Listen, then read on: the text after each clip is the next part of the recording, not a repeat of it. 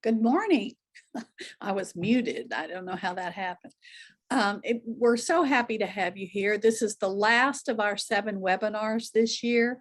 If you've not been able to attend any of them, please go back to our website at www.okcirc.org and look through some that you might be missing.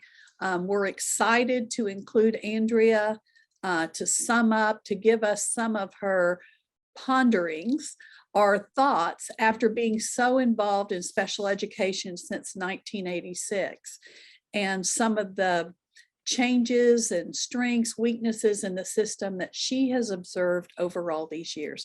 So Andrea has been a very good friend to CIRC. We work closely with odds to try to make lives better for kids in special ed. And I thank you today, Andrea, for sharing with us, and take it away. Thanks, Rob and Joanne. Just in the interest of just brutal honesty here, I just wanted to tell you all that I have really been nervous about this particular presentation.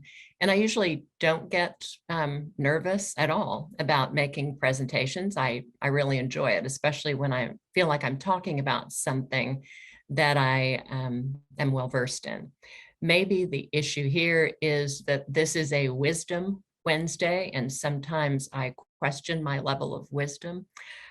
So when I'm deciding what to say in a presentation, I usually wait for inspiration to strike, and it usually doesn't disappoint me. Usually thoughts occur to me and I decide, okay, that's it. That's how I want to proceed with this. That's maybe a little running theme through this presentation, or something else that kind of ties it together for me or for the audience. And here, inspiration did not strike like it usually does. So I wanted to go ahead and get my materials together, and I did.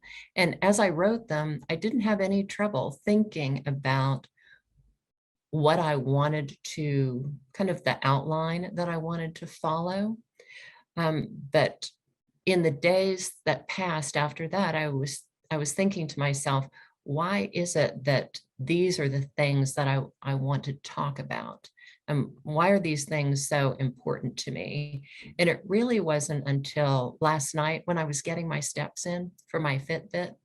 I was listening to music and a song came on, and I was like, I've always really liked this song, but it has some just phrases in it that are really meaningful to me right now. And more importantly than, their meaning to me, I think it's kind of speaks for the group that I represent, the Oklahoma Directors of Special Services. Kind of like, we need something to believe in, and we're always running behind. We're just running behind. And them, of course, much more than me, because their responsibilities are so much more diverse than mine are. So what I really wound up, I came to this conclusion. I'm really not here imparting wisdom to you.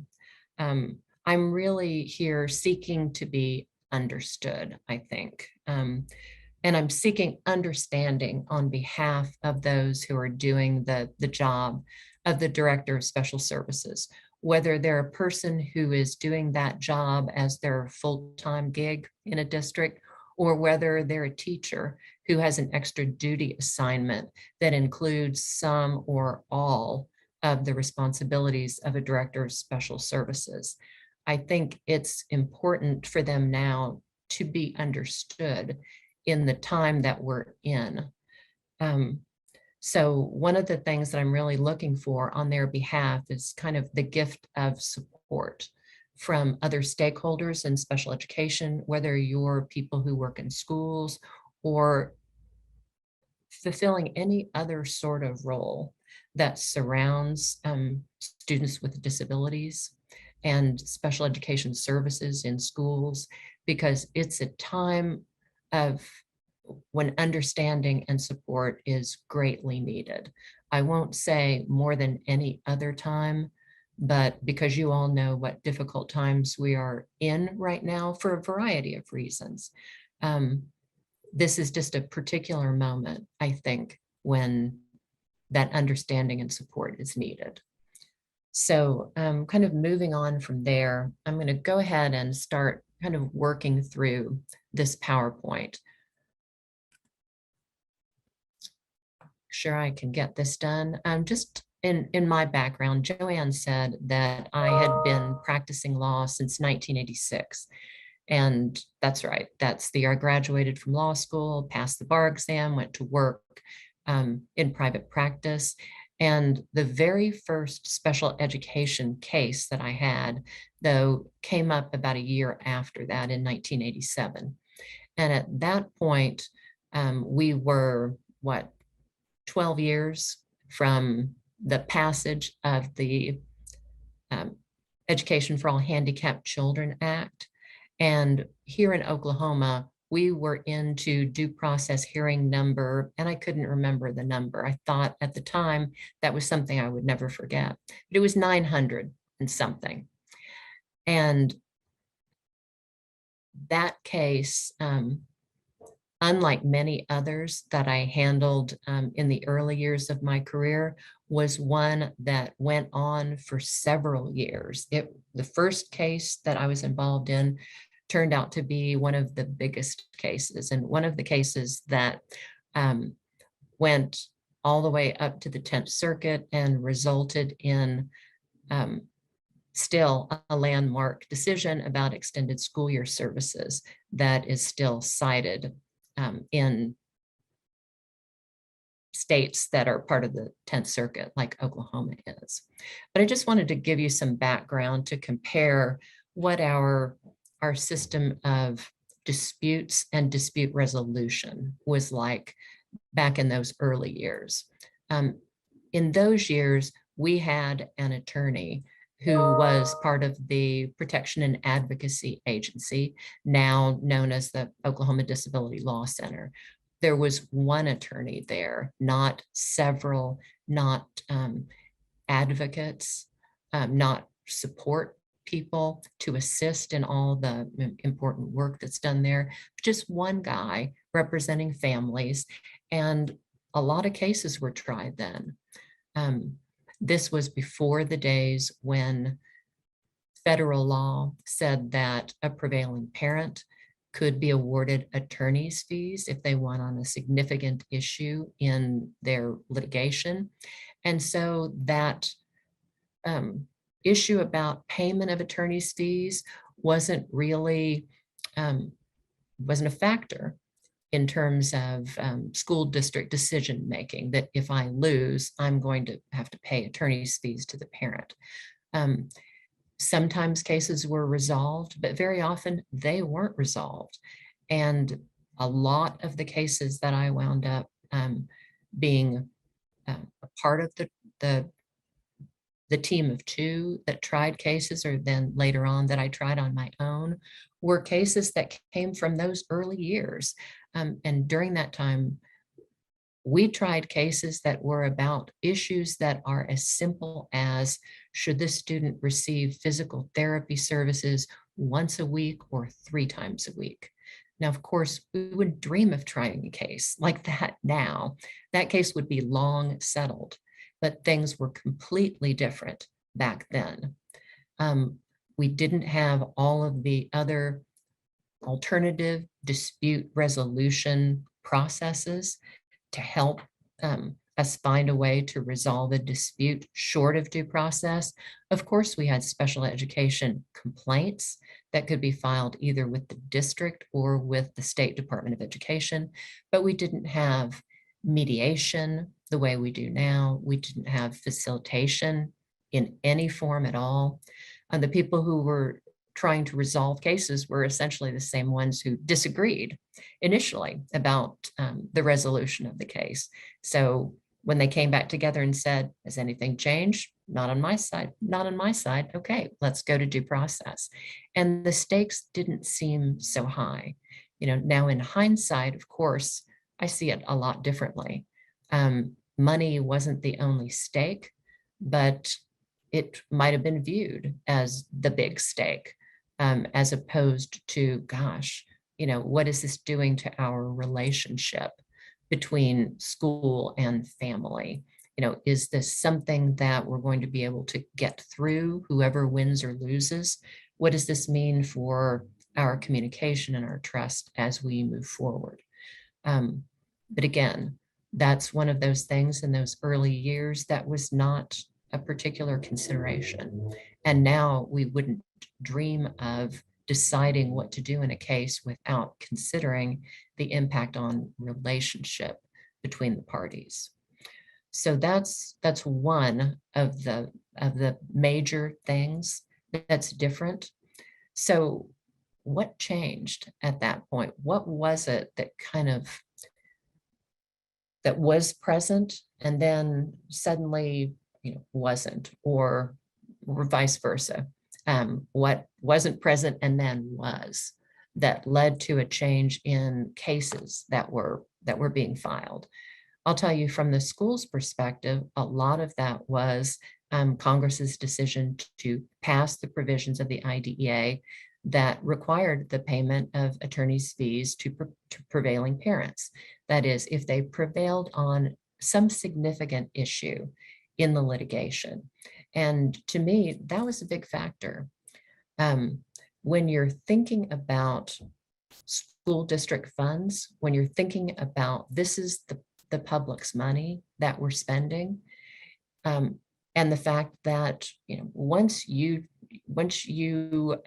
turn the decision in a case over to an independent third party, your hearing officer or appeal officer or a judge, then you don't have a role anymore in what the outcome of that case is going to be. And so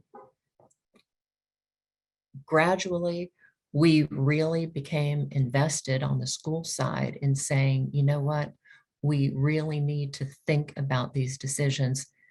Again, the relationship stuff over to the side, but we really began to think of them more as business decisions about spending that taxpayer money, that the emphasis on relationship and what that did to the relationship really didn't come about until further down the road. So this is something that happened in pieces, as different things changed in the system, as different opportunities arose. Obviously, once we saw what the Special Education Resolution Center could do, that's been a huge factor in introducing some things that really weren't considered to a great extent in deciding what to do with cases before that time. When we started talking about how parents and schools communicate, how they make decisions, the importance of relationships, at that point, I really began to see, and schools really began to see, with the advice of their attorneys, that there's so much more here that we need to focus on, not just the dollars that we're talking about, but also about what we need to do with this dispute so that we can go forward in the best interest of the student, the family, and everybody else who's involved in this situation. That's kind of the litigation side of things. The advent of all of these alternative dispute resolution procedures has been great for special education, and for resolving disputes. Without that having happened in Oklahoma, I'm not sure what we'd be doing. Maybe we would be a state that had a much higher number of cases tried. And I have to think, just based on my own experience handling cases, especially trying cases, that that's not helpful to the relationship. It doesn't build the relationship. And we're much better off now than we were then. The changes in special education, I think, although I don't know who's on this call, I imagine it's something that you're all well aware of. Even in 1987, when I handled my first case, and began to be a special education attorney for districts. The issues that we were addressing were far different. The requirements for transition weren't in the law. The requirements for IEPs were much less rigorous. The IEP form that we used was a front and a back. The parents' rights, again, just teeny tiny type on a couple of pieces of paper. And we didn't have the complex issues that we have right now. Now, some of the issues that we had then, we still have now, but this focus on amount of service, for example, I can't tell you the number of cases that I handled that had to do with related services and the amount of related services a student would receive. Those aren't issues that anybody calls me about now. Those are issues that districts and parents just find a way to resolve. But the kind of issues that we talk about all the time now, for example, we talk about discipline, removal from school, very significant school behaviors. Those weren't factors then. None of that information was embedded in what's now become the Individuals with Disabilities Education Act. There was a case decided by the US Supreme Court that gave us the guidance on which the law that's now found in the IDEA is based, but none of that was in the statute. Nothing about transition, nothing about all of the high expectations that we all now understand we need to help students meet. At the time, we probably thought, gosh, these are high. Gosh, these are high standards that we're trying to meet. But now that we're looking back all these years later, certainly we can see really not. But of course, the statute was always intended to evolve. The initial issues in the Education for All Handicapped Children Act were providing children with access to education and to getting them into the school building and to getting services started. That was never going to be the end of the issues. And so with each revitalization of the federal law, there were new issues that were introduced. Even now, when the IDEA has not been reauthorized since 2004, still there are ways in which the law and expectations and requirements have been growing, either through guidance documents that are issued by the US Department of Education or by cases that are decided, including the Andrew F. case that came out in 2017 from the US Supreme Court, and decisions from our own hearing and appeal officers, in addition to higher courts. So even without that reauthorization, the expectations for schools keep rising and the issues keep expanding and cases become more complex. And the types of cases that we started with in 1987, really it's nothing like the complexity of the cases that we have now. Those cases were often things that people prepared on the fly, in all honesty. And now the cases that are tried are just like mini trials. The amount of preparation, at least the kind of preparation that I was doing before I left private practice in 2011, the in-depth interviews, the huge amounts of records that we reviewed, the evidentiary issues that we had to deal with, subpoenaing records, sometimes taking depositions. It's just like a case that one would try in court. And sometimes I think, surely that wasn't what Congress had in mind, was it? But of course, they knew that they needed a process that would protect important rights. So the process has grown because the underlying issues have grown. And often there are attorneys on both sides. Hearing officers are more sophisticated. They're looking for more information than they were looking for before. And so I don't think, looking at it now, the system is nothing like it was then, except we had hearing officers and we exchanged information prior to the hearing. But to look at the process and watch how it unfolds in front of a hearing officer is very different than it was in 1987. So that's something that I've been able to observe. And honestly, as a litigator, I don't miss it. Never my favorite thing. And I admire those who have the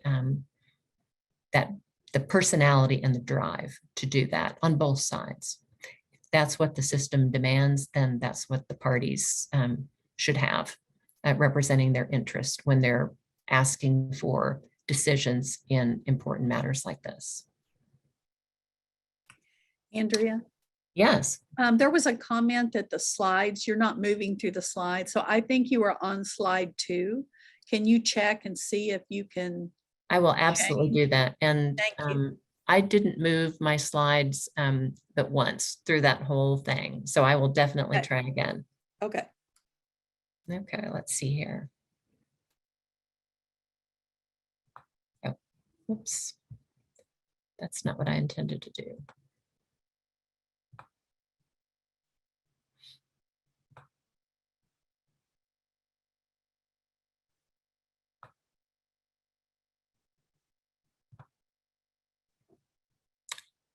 Are you all still seeing my first slide? Yes. Okay, let me see if it's going to You change go now. over to the left-hand side and just scroll it down, or? Can you see the second slide now? Yes. Yeah. Okay. Okay. Okay. Thank you. I just wanted to tell you then something about the Oklahoma Directors of Special Services, because I think they've had a great history prior to the time that they became involved with COSA, which is their umbrella organization. The Oklahoma Directors of Special Services group was actually started back in 1979 when school districts were getting ready to implement the requirements of the Education for All Handicapped Children Act. They were hiring folks to serve as their special education directors. And there were lots of people who were just trying to figure out what in the world was going on. So they developed a state organization. And in addition, they developed some regional groups like the Tulsa Area Directors of Special Services, which still exists, and the Metro Oklahoma Directors that we call Metro Odds now. And the people that started that group were very dedicated to its success because they knew that individually, none of them were going to be able to do what they needed to do for their districts and for their students. They needed to share information because at the same time they were trying to figure things out, so was the state trying to figure out what its role was going to be, because it had responsibility for making sure that all these local education agencies were doing their thing. And they all worked together very closely and developed some really deep relationships. And odds continued that way until 2011. And even at that time, in that many years down the road after it had been founded, it was purely a volunteer organization. They had participants who were dedicated enough to what they were doing that they kept it running, and they would organize 3 conferences a year and provide information to one another through whatever means they had. And remember, a lot of this was way before we had all the means of communication that we have right now. But in 2011, some of the folks in odds said, you know, this might be the time when we need to have additional help running and growing the organization. And they approached COSA, which is the Cooperative Council for Oklahoma School Administration. That was already the umbrella organization for superintendents and for some principals groups. And there was discussion about whether or not there would be a place for odds underneath that COSA umbrella. And the decision was made at that point that, yes, that was going to be a good fit. And that was at the same time that I decided that I needed to make a change as well. And odds and I went together to COSA, both making that switch on July the 1st of 2011. And a lot of what made odds successful was still there. It's just that they had assistance in running the organization, doing that communication, but they still had that really, fierce belief in what they were doing, and their desire to do the very best they could and to provide support to all the others like them who, even though everything was a lot more fleshed out regarding special education, still in school districts, special education directors can feel like they're just an island.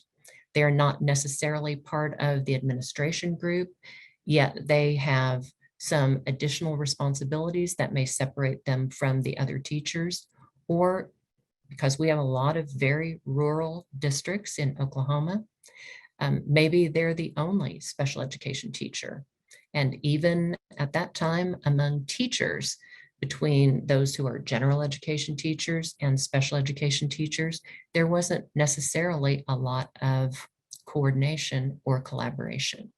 So if you're in a group of one special ed teacher or two, you can really feel like, who are my people? And if I need help figuring out what to do, who am I supposed to go to? And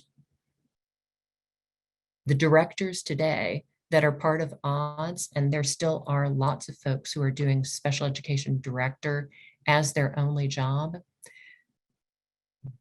they still want to show all of the other directors, whatever their position is in their district, that there's a community of support available to them through this organization. So I wanted to get into what the purposes were of odds, and I've really been thinking about these issues a lot recently because of the pandemic. When we got into that emergency situation, people they did the best that they could. A lot of decisions that needed to be made very fast that otherwise we would have spent a lot more time trying to figure out what to do. But because when the issues arose, they arose immediately. That was the point at which everybody just dived in and tried to make the best of their situation and work with their students as best they could. And I know that there are a lot of issues right now that are continuing and that have become political issues about what school districts did during the pandemic, about services to students, about schools being open, schools being closed, about protective devices. And those are all things that kind of the residue of which school districts and individual school employees continue to deal with.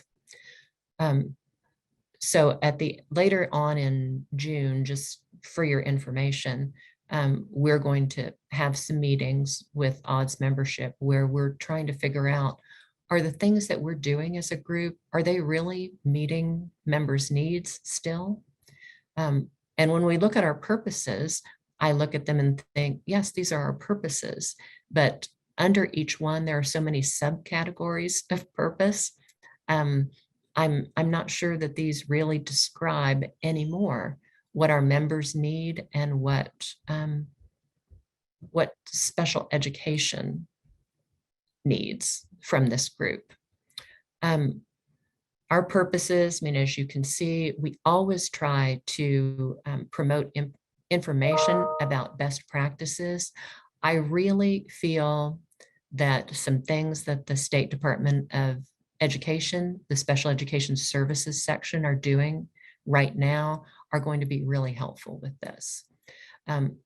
In the new policies and procedures manual that SDE has been working on for so many months, they've gone to a lot of effort, not only to say, okay, here are the things that are now going to be mandatory for you to do, schools. They've also said, here are some best practice things that you need to be working toward. And they've been very careful in trying to decide, where is it that we say, school districts, you must do this or you shall do this, as opposed to this is a best practice to work toward. And I think having that information embedded in that document will be helpful, because sometimes I think that that information, it's out there, but it somehow doesn't make it from the entities that are putting the information out there to those who are actually doing the work in public schools. So we can look at, what works, but sometimes it's hard for school personnel to decipher, okay, what does that mean for me? And what does it mean for my practice?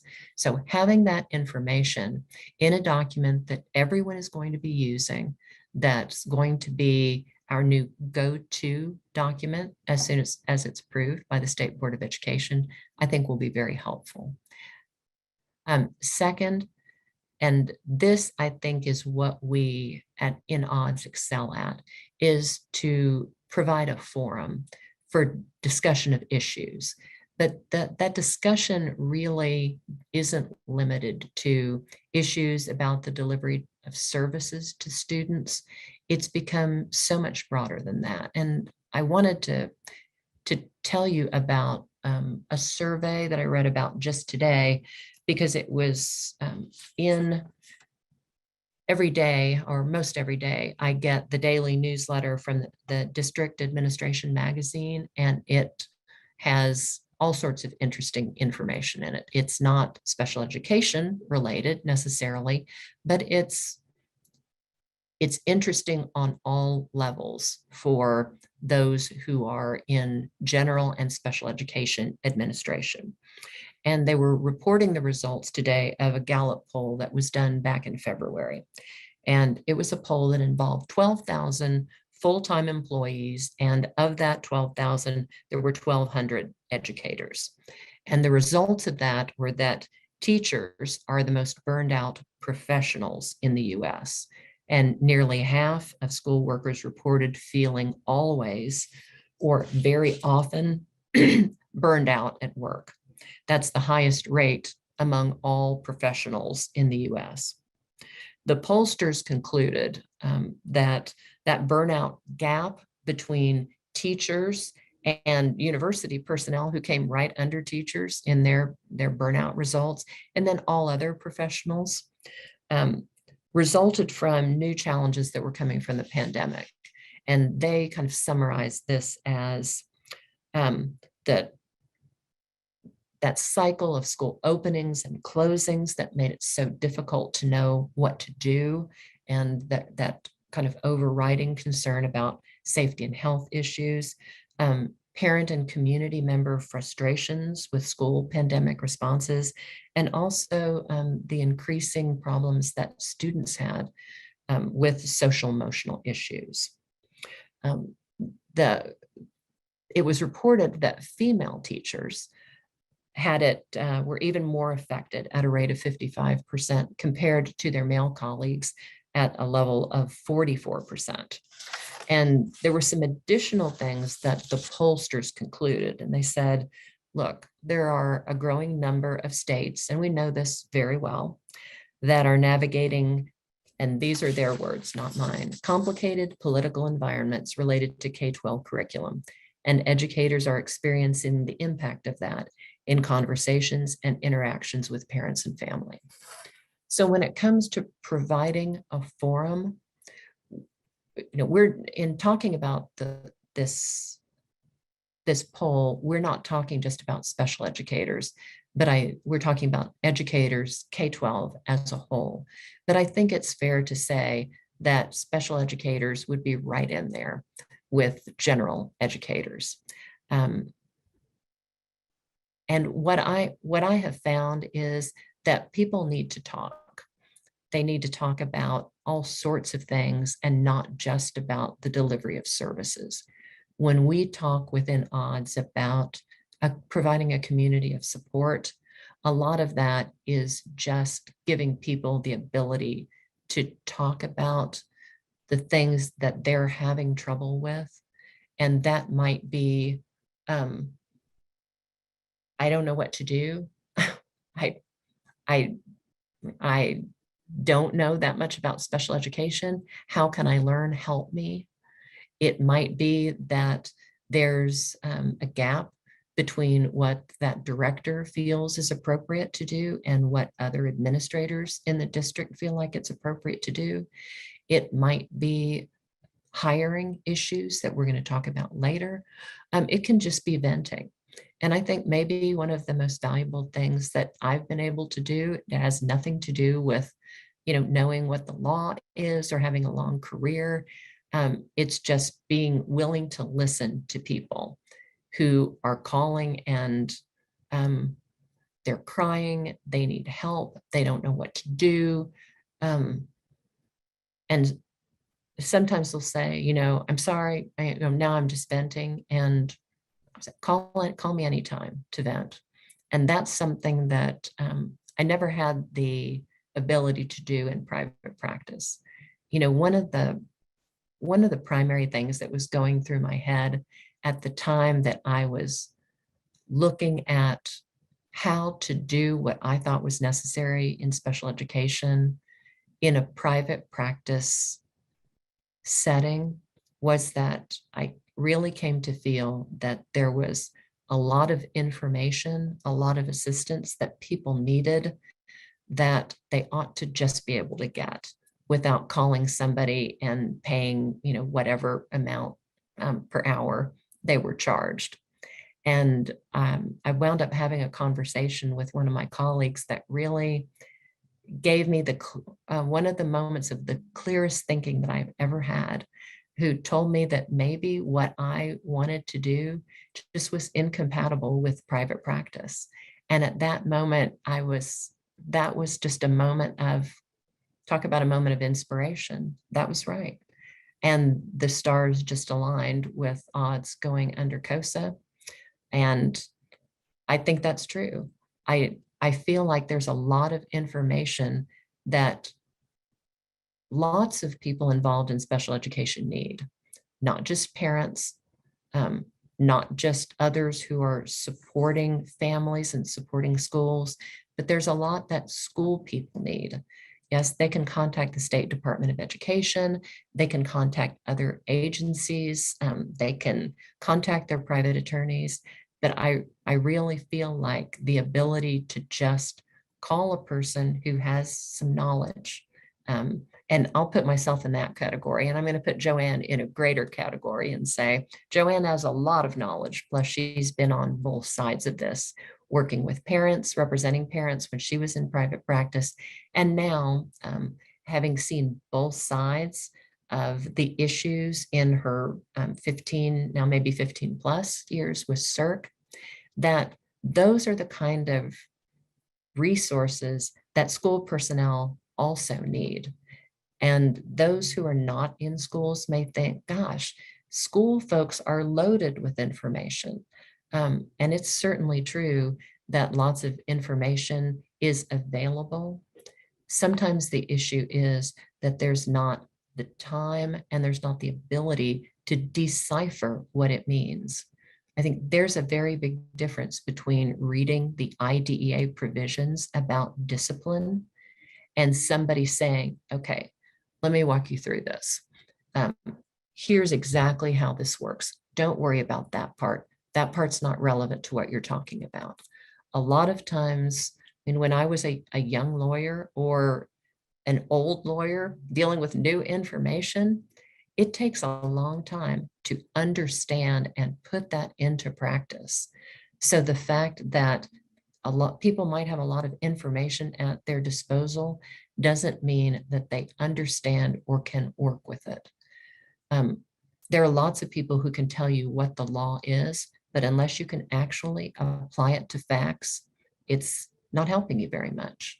And so that's what people in schools need. That's what people not in schools need, but who are working in special education.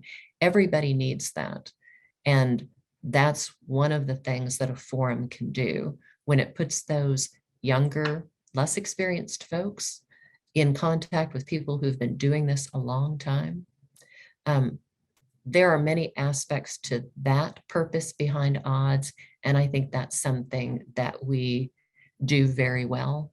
We see new dimensions of it as a result of the pandemic, I think, but it's one of the things that a group of folks who value community do well.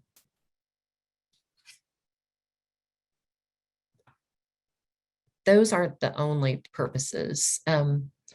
Another one that's been really important to us, this is probably mostly my responsibility, and I can't say that I do it beautifully, is to improve communication between the special educators, special education administrators, with others in the education community and other stakeholders.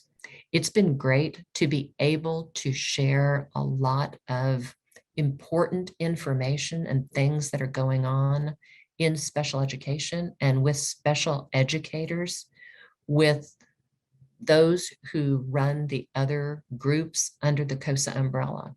So to be able to share directly with superintendents and elementary, middle level, secondary principals, that's great to do. The other thing that we've really tried to do, but not on a uniform basis, is to make sure that we are trying to develop relationships with other stakeholders, like the Oklahoma Parent Center, like CERC, the Oklahoma Autism Center, Oklahoma Able Tech, but there are many more organizations. And that needs to continue, because there's one thing that I'm going to bring up later, I'll just kind of hint at that right now, is that I think that there are some things that we could collectively do that would benefit all of us.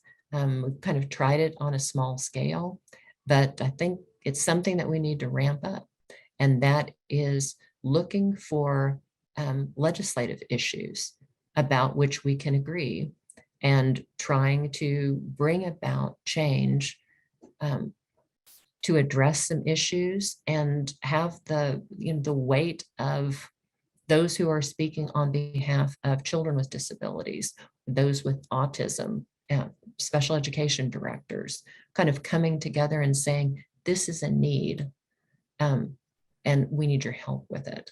And that's really not something that we do much of. We certainly are part of other groups, school groups, for purposes of addressing legislative issues, but using the power of other stakeholders to address issues on which we have agreement, I think, is something that we should try to do more of. I just wanted to touch on some of my personal goals for odds, because they're not, some of them are the same as why odds exists, and some of them are just things that I think are important. And the very first one, this has been on the list ever since I came to COSA in 2011, is to try to address the situation where it seems that decisions are made on a state level, on an agency level, at a district level, at a school level, that are intended for all students. But when we talk about, okay, how will this work for children with disabilities, some of those issues have to be inserted later because they weren't part of that initial plan. And the intent of this goal is to say, okay, wait a minute, before we get too far here, let's think about how this is going to work for children with disabilities as well, because they shouldn't have to wait for somebody else to come in later and tinker with this and say, okay, here's what we've come up with for you. Let's make those decisions on the front end, because that's going to be a lot better for everybody. So that's a goal. That's a work in progress. I really do think that the State Department of Education special education section is it's zooming along really well. And they have really undertaken a lot of issues within the department. They clearly are collaborating with others. They are clearly reaching out to districts and schools and directors and everybody else. And I'm saying those things about district schools directors because that's what I see directly. But I have no doubt that they're also reaching out to parents and to groups that represent families and other entities that are set up to support students and families and seeking their input as well. But I feel like even though that's always been done on some level, I really feel like that's a great support right now. And this is really a moment in time when the State Department is paying such close attention to what stakeholders are saying and taking that into account. And I think the Policies and Procedures Manual is good evidence of that. One of my major goals also is the third bullet on this page, and that's to make sure that I'm always providing information that's useful, it's accurate, it helps people understand what they're supposed to do. And part of the things that we're doing to fulfill that, something that wasn't our idea, but it's been great. It's really grown on me over time, is in working with Project Echo through OSU. That's a great system of getting information out to those who might not otherwise get it.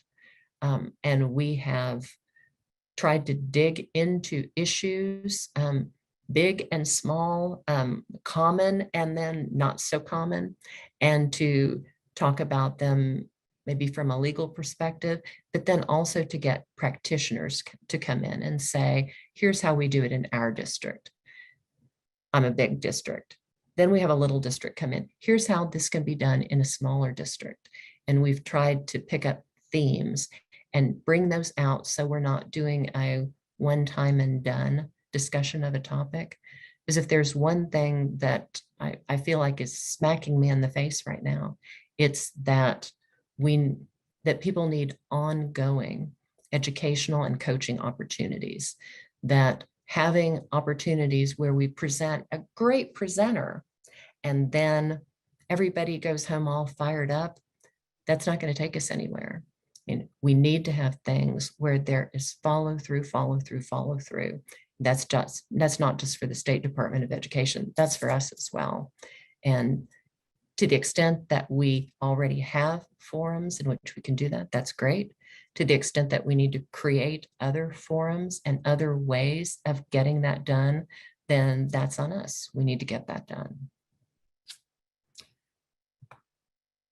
And it's just part of what has changed in the system.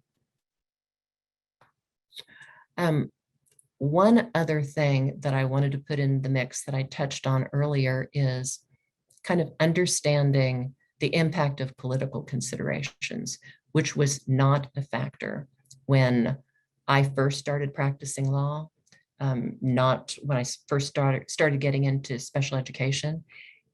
It has become a factor at different times as certain issues relating to special education have been things that certain legislators have gotten behind.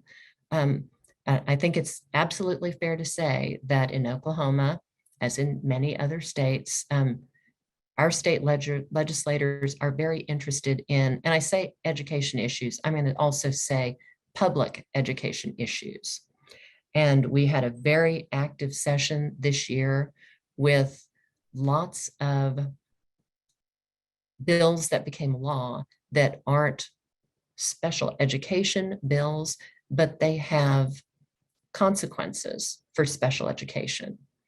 And all in all, they make me think about, and what is public education in Oklahoma?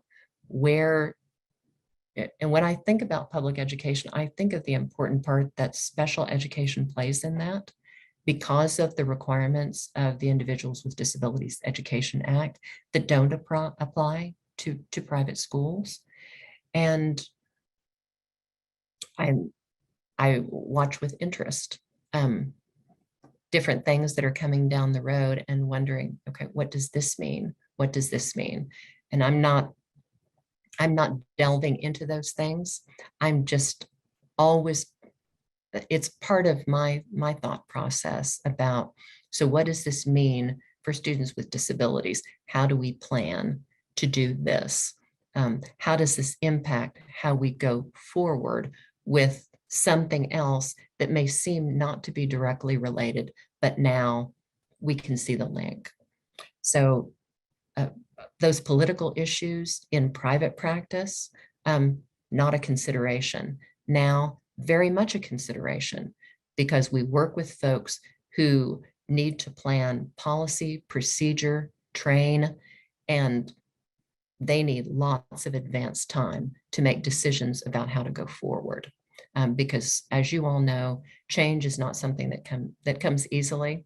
It doesn't come easily anywhere, I don't think. And it doesn't come easy in small organizations or in big ones.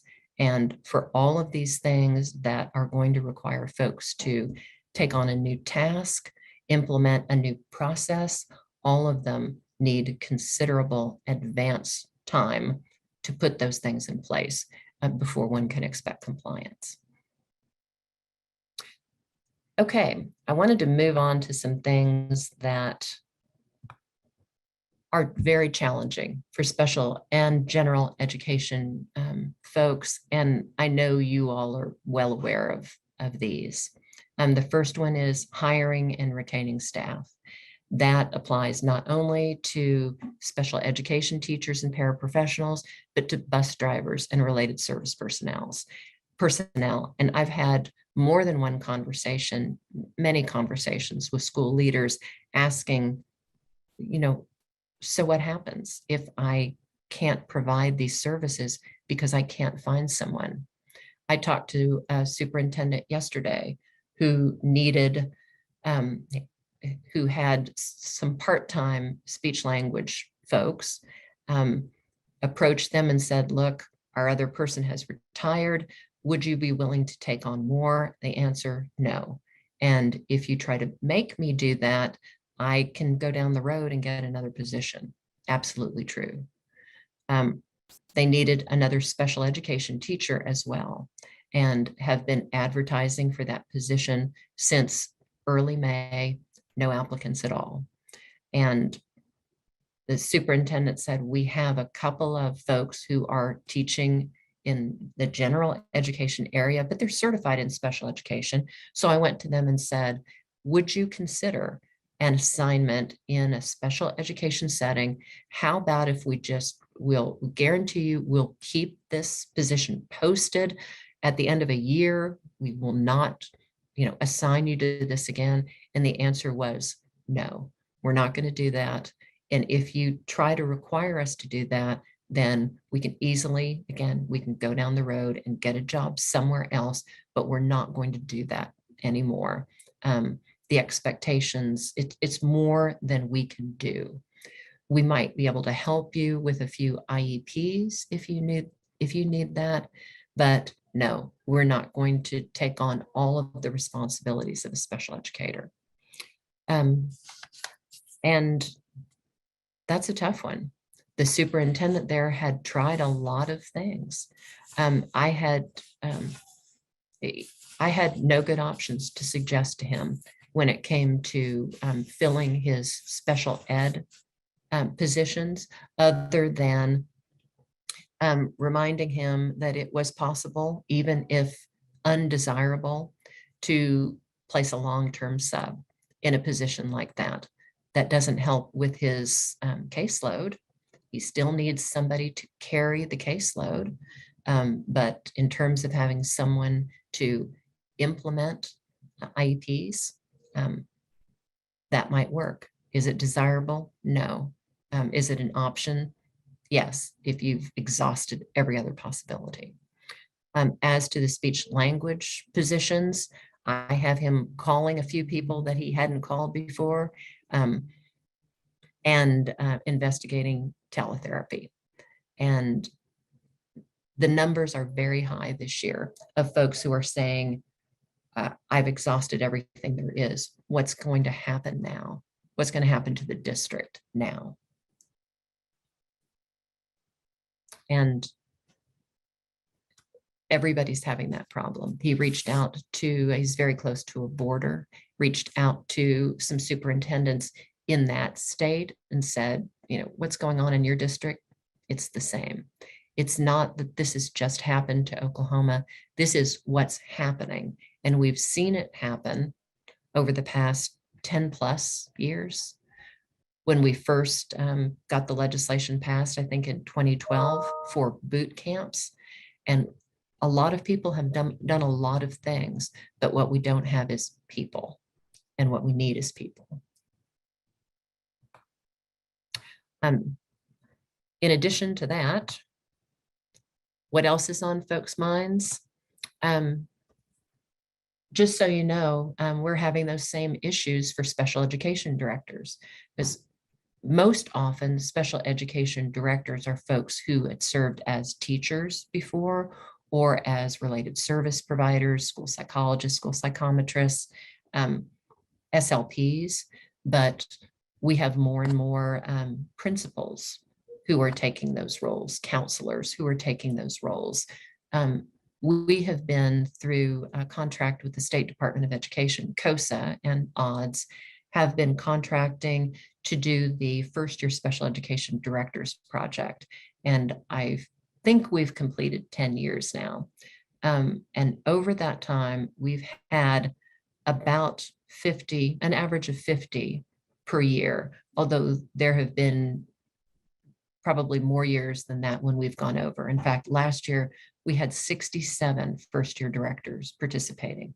There are some districts that I could go back in the list and see that their district name has been on there 3 or 4 times for turnover in directors.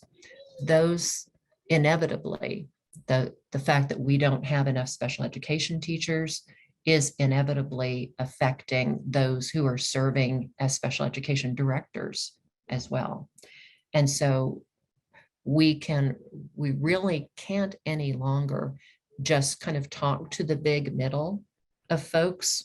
When we talk about special education, we really have to do a lot of reminding people about basic special education concepts that they might not be familiar with, and really urging them to make sure that they take advantage of all sorts of other training that other, like State Department of Education, that CERC does, that Able Tech does, Oklahoma Autism Center, all sorts of entities do that will fill in some of those gaps of knowledge.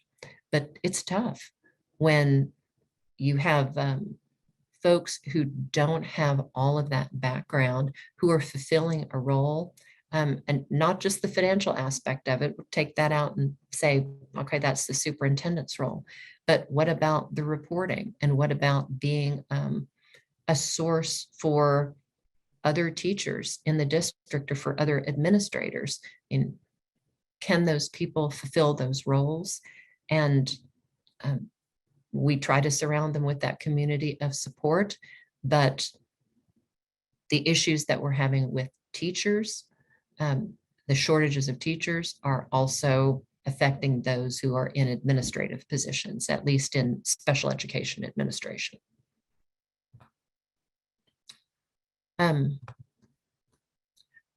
I've already talked about issues that result in, that are just inherent in implementing change. I'll tell you about one that we've been talking about.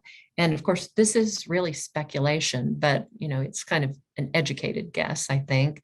I'm certainly not the only person who's raised these issues. I know that at the State Department of Education, they're well aware. I'm sure you all remember that back in the 2020-21 school year, I think that's right. It might have been, no, that's right. The legislature in the 21 legislative session passed a law that said, beginning in the 22-23 school year, school districts are going to do dyslexia screening. And there are some grades in which there's mandatory screening, that's in K-3. And then there's also screening that will be done if there's a specific request for it. So that's as far as the legislation went. But in thinking about what's going to happen next, I think there are some like me who would say, okay, if I was getting information about the results of my child's dyslexia screening, and it indicated that my child had characteristics of dyslexia, I would really want to know, okay, what comes next? And I would probably be one of those parents who would say, okay, dyslexia. So what can you do? I really want to know, does my child have dyslexia or not? And I know this is a screening. You don't say that, you say characteristics, but I really want to know about that. So what can you do? What testing can you do for that? And, you know, I've heard a lot of people talking about special education services. And so I'm really interested in what my child would need to, you know, be able to get some specialized instruction from your special ed teachers, who I assume, you know, are the ones who really know all about how to treat dyslexia. And so we've tried to talk to school districts about, here are some things that are likely to happen. Be aware that you're probably going to be fielding questions from folks, from parents who are saying, hey, you just gave me this information, and I would really like to go to the next step. You know, I know you have a response to intervention thing that my child's been in before, and you're going to do some more of that, but I'd like to investigate these other things. So we've tried to talk to school districts about, be prepared. Make sure that your classroom teachers are prepared. Give them a script to give them some information that they can share with parents about dyslexia. And they don't have to know everything about it, but they need to know enough to direct the parent to somebody else who's got even deeper knowledge about it and who can tell them, here's what we're going to do next, because parents are going to want answers. So even though the legislation only talks about screening, in reality, there are going to be things that districts are going to have to address. They're going to have to field. If they're not ready to do that, it could be that parents decide, I just want that assessment. I want that assessment. What you're telling me you're going to do next, you know, I'm not sure about that. Or you can go ahead and do that, but I also want this evaluation to be done. We don't want people to be overwhelmed with requests for evaluation, but we know any parent can request evaluation. So trying to get parents, or trying to help school personnel prepare for the next thing, so that you know, they're not doing something that's going to make parents say, gosh, you know, you're not ready for this. You know, you're not helping me. I need your help. That's not a relationship building thing. So it's just one of the things, like the new PNP coming out, where we look at that and say, when something like that is, something big is coming, or even something that seems small, even those small things require action. And to put those things into action takes time and a plan and training and preparation. And we're always getting those new things. And that's tough on administrators, it's tough on teachers, but it's a fact of education. One other thing that's a big issue is dealing with student mental and behavioral health issues. Most of the calls I get are calls about, from administrators who are saying, let me describe to you what happened today, and it's an act of physical aggression, it's threats of harm, or a series of those things. and they don't want me to explain the law to them. They want me to explain what to do. And so I'm really glad to see all of the different options that are available through the State Department of Education offering more training, OSU, the Bridge Group through OSU Medical and OSU School Psychology Program offering some in-depth training. All of those things are so necessary. One of the things that we do every year is to say, we have legislative priorities for odds, but we also have administrative priorities. They're the things that we go to the State Department of Education with, and we say to the special ed section folks, here's a list of things that our members are saying they really need. Like they absolutely need that basic behavior training, but they also need behavior training that's aimed at folks who are higher up. They need more coaching available to them. They've got to have that, because when they go to a one-time training, or I have one here, then I've got another one here, then I've got another one here, but there's no practice. I don't have a group to work with. There's no ongoing relationship. Then my ability to do that in any meaningful way can't continue, and I can't develop capacity, which is what I need to do. We can't continue to have situations where we've got one really great teacher who can do this, but when they decide to go down the road or to retire or something, then we don't have it anymore. We've got to have more ways to build capacity, and we've got to put our effort there. That's what schools have just got to have, whatever the appropriate way is to get that done. So on our needs and wants, what do we need? People. I put just kidding sort of on that, because we're into that grow your own thing, but people are needed now, and they will certainly be needed in the future. But I also wonder what's going to happen to school districts, what's going to happen to school district programs when they can't fulfill the needs of students. Are we back to co-oping? What are we doing? Are we paying for IEP service agreements with other districts? What about those districts who are too far to make that work? So again, looking for understanding here, looking for support in something that's a real issue. Another thing is we've raised several times through odds that what we need is something like the old regional education service centers, RESCs, used to provide. That's something that used to be part of the State Department of Education, and it just became something that couldn't continue. So even though we don't expect little shops necessarily to set up in different regions of the state with folks who are right there all the time to provide assessments to those who can't otherwise contract with a certified school psychologist, or provide a speech language evaluation, or whatever the need is, help with a functional behavior assessment.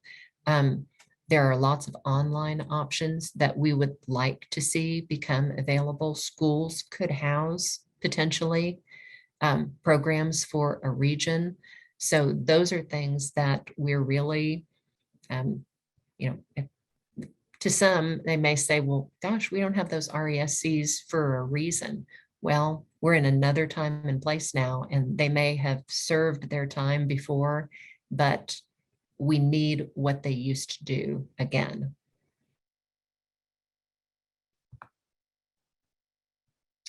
Okay, just coming to the end. This is something that I referred to before.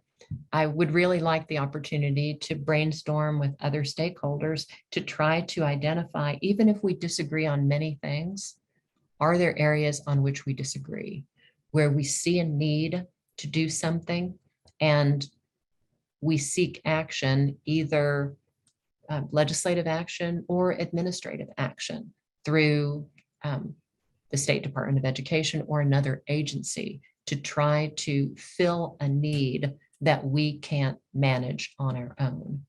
And in addition, to respond to proposed legislation.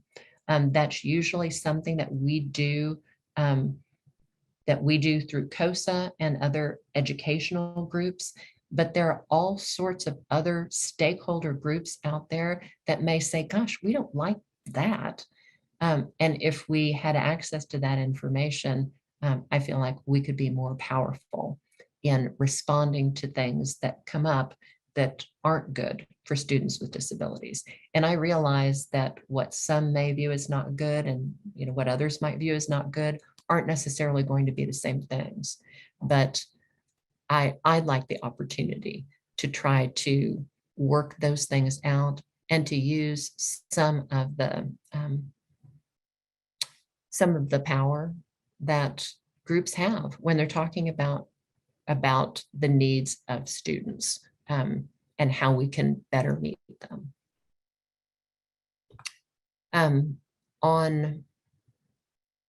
This is my coaching thing here at the end.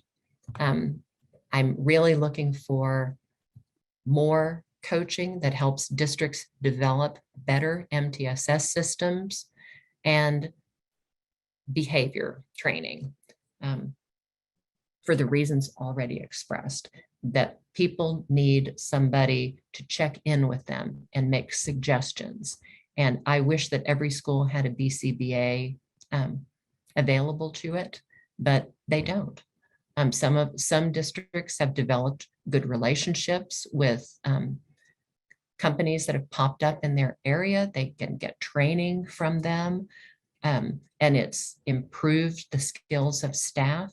But in terms of having folks available that will help districts with some of the exceptionally difficult behaviors that they're seeing from students now, including from very young children, I think there's no substitute for that from the availability of coaching. And I realize that because of things that the State Department of Education has put in place, we have had some of those opportunities going over several years. We just need to replicate that and replicate it and replicate it so that we're building that capacity at a district level and can provide those opportunities to more and more districts as others no longer need it to such a great extent. So that's what's on my mind today. So I hope I have provided sufficient information to be understood, and enough to tell you kind of what I think is on the minds of directors of special services, what's happening in schools that they can't solve on their own and that they need help with.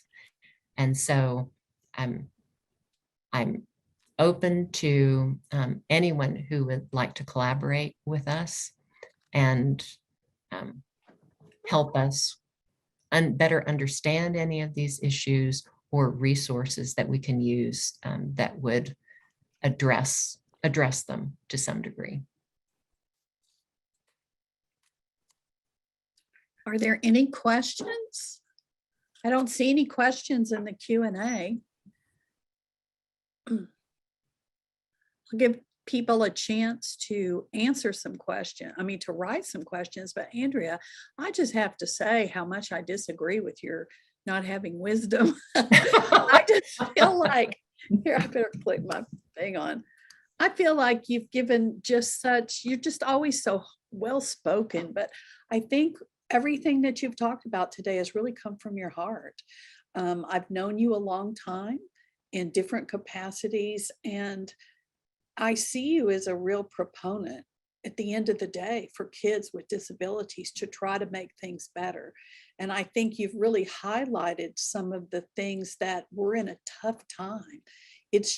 Things are changing, not just post-COVID, but like you said, the increasing behavior problems. And we need to work together. It's what I keep hearing is a theme from you. Fighting about it doesn't really work, but trying to work together to really come up and brainstorm with some issues. And I know that your requests of the State Department have been appreciated. I've seen them respond with programming that I feel like is beginning to address some of the things you say. And I know when I talk to parents, especially on behavior, I frequently tell them that, behavior was not something teachers were trained about. And I think trying to build capacity when you have basically a state of kind of untrained people, that it is really hard to build that capacity. And I had a call yesterday from Art Sinoja. He's a national trainer, and he was telling me that he's semi-retired, but he was saying that they are seeing the same problems we're having in almost every state. They just cannot find personnel. People are not going into the field. And I think it's important for parents to understand that, other stakeholder groups. And one of the things that I really enjoyed about what you said today are really challenges that schools are really dealing with. And sometimes they don't have answers, but I think they're usually open to them if there's a way that we can help people understand how they might get there.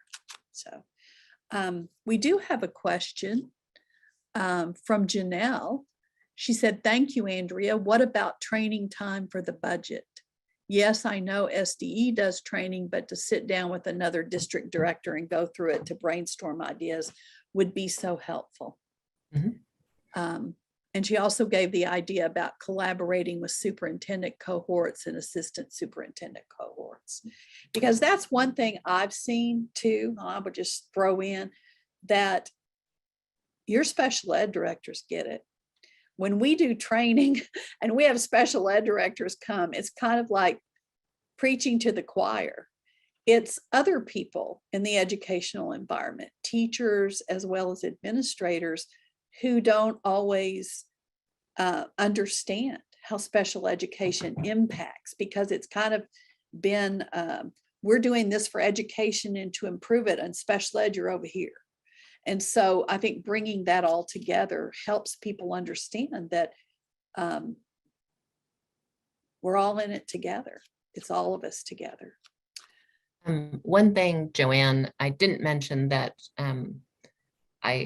I committed to do as my kind of big project for this upcoming school year is to work on some sort of a document where we're going to collaborate with superintendents and with principals to try to provide a resource guide for schools that talks about what are the factors relevant to school districts appropriately addressing the needs of students who make threats of violence, who are, physically aggressive, because certainly schools are very much learning that that's not a long-term solution to send students home.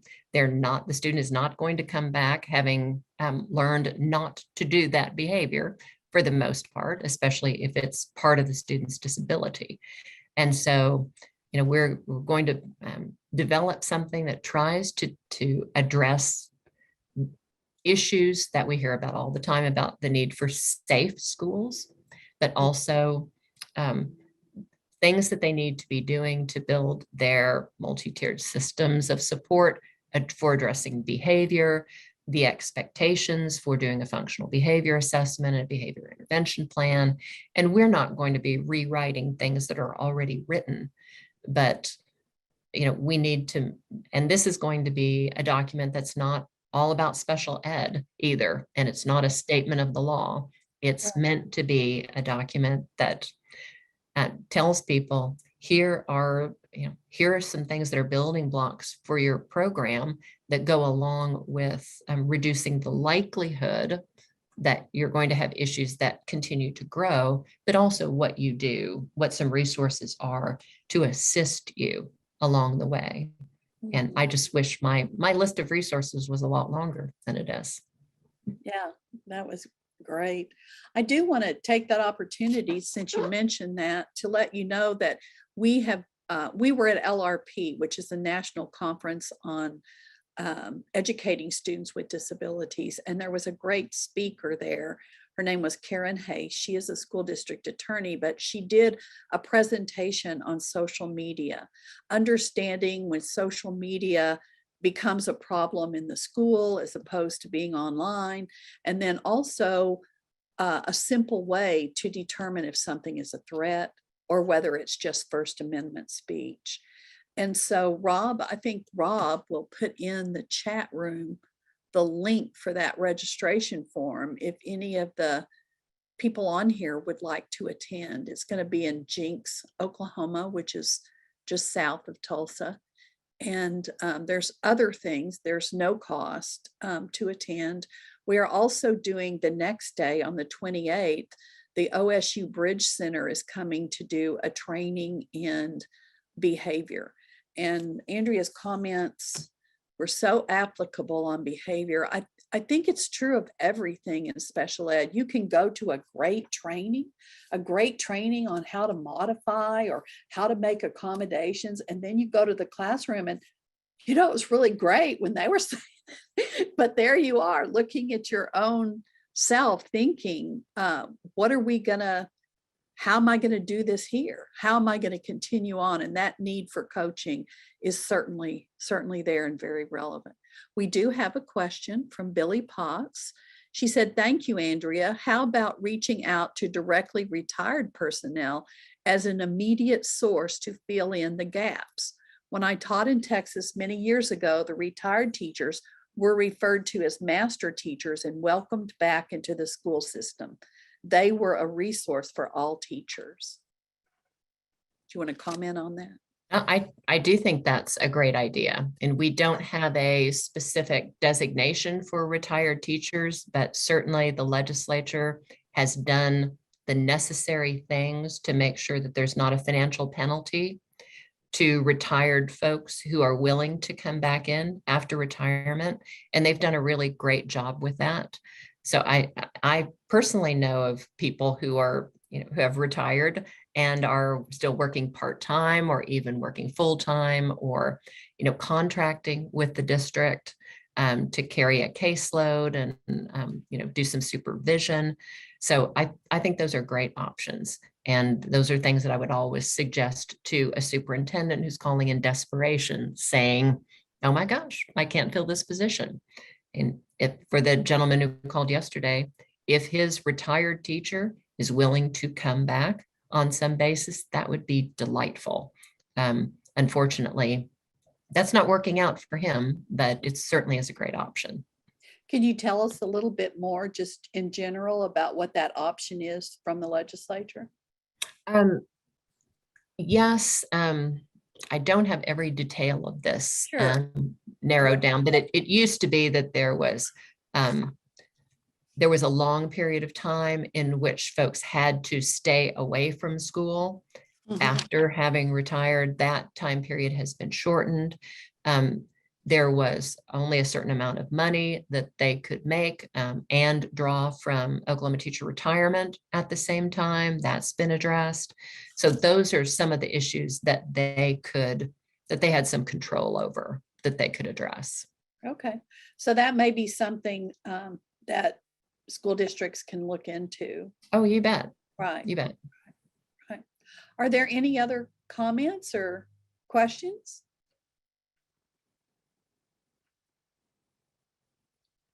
Well, Andrea, I've really enjoyed listening to you. So I think that should be an indicator that you've really given us some insight into what's going on and why special education is a more complicated process than some people might think.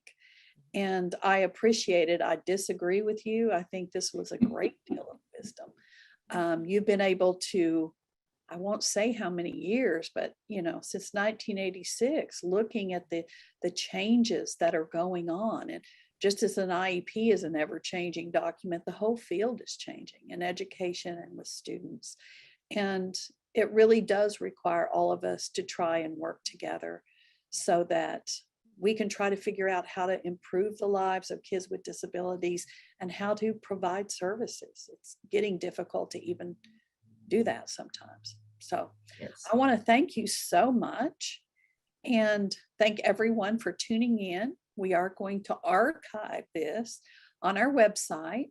If you have any interest in, if you came in late or you want to share it with someone, it is really incredible information. So thank you, Andrea. Yeah, thank you all for your kindness. I think my imposter syndrome is just kicking in a little bit today. Okay. Thank you very much.